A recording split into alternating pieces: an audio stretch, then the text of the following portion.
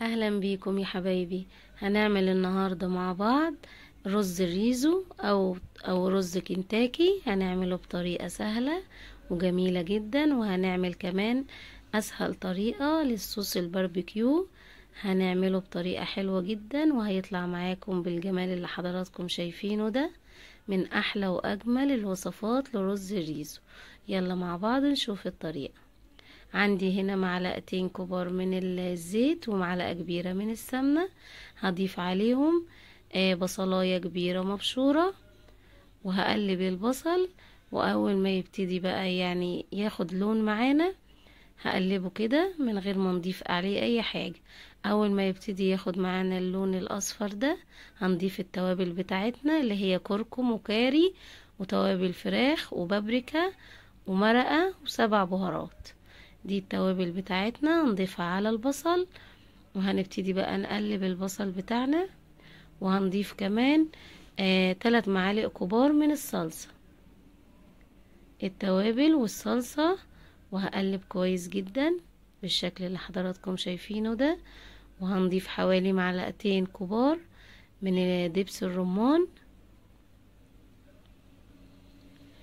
واخر حاجة معانا هنضيف معلقة كبيرة، حوالي معلقة كبيرة من السكر.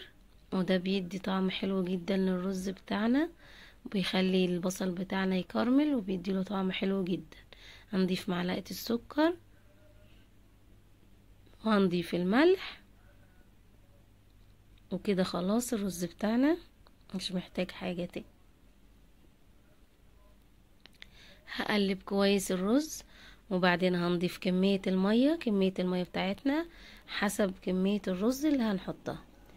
يعني المية بالظبط قد الرز، بس هنزود حوالي نص كوباية من المية.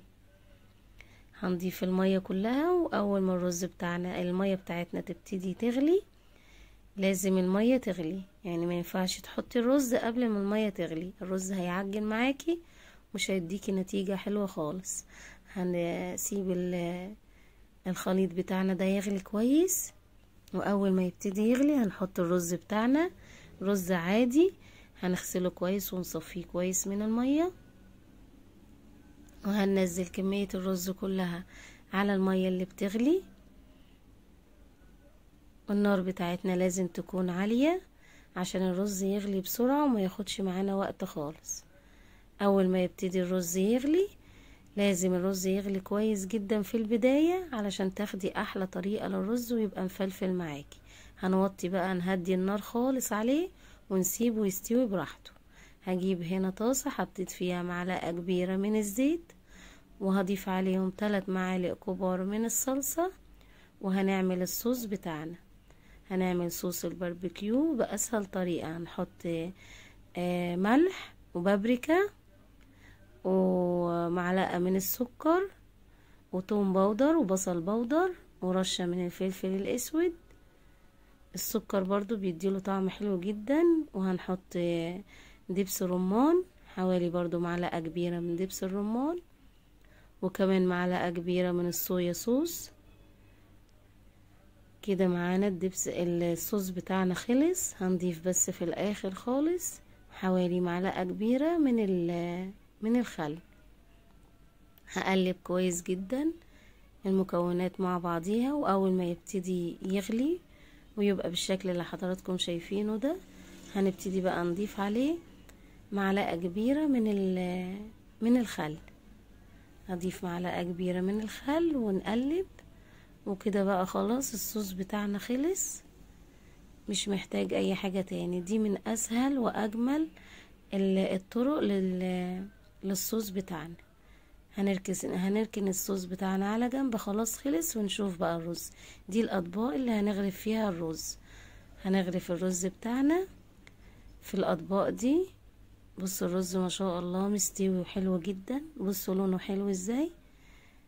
يعني من احلى واجمل الطرق للرز الريزو، بيطلع معاكي زي بتاع بره واحلى واجمل كمان.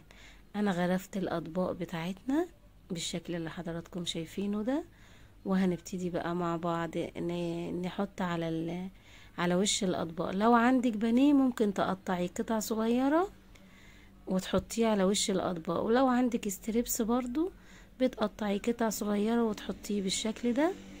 انا عندي ستريبس عاملاه حلو جدا، يعني بطريقة عمايله سهلة جدا، ان شاء الله احطه لكم في الوصف.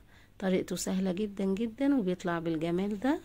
حطينا الستريبس بتاعنا او قطع من البانيه اللي موجودة عند حضراتكم، وبعدين بقى هنضيف الصوص اللي عملناه مع بعض بالشكل اللي حضراتكم شايفينه ده. أكلة حلوة وجميلة جدا وخفيفة، من أكلات الصيف الجميلة اللي بتنفع قوي في أكلات الصيف، والأولاد بيحبوا الأكل ده. والجو طبعا يعني بيبقى عايز الأكلات الخفيفة دي. أكلات الصيف الجميلة من الأكلات الجميلة الرز الريزو والستريبس والحاجات دي كلها بتبقى جميلة وخفيفة جدا على المعدة، وعملناهم مع بعض بطريقة سهلة وبسيطة، وإن شاء الله طريقتي تعجبكم. من أحلى وأجمل الوصفات، إن شاء الله تعملوها وتعجبكم ويطلع معاكم بالجمال اللي حضراتكم شايفينه ده. ما تنسوش لو عجبكم الفيديو تعملوا اشتراك ولايك واشتراك وسبسكرايب. والسلام عليكم ورحمة الله وبركاته.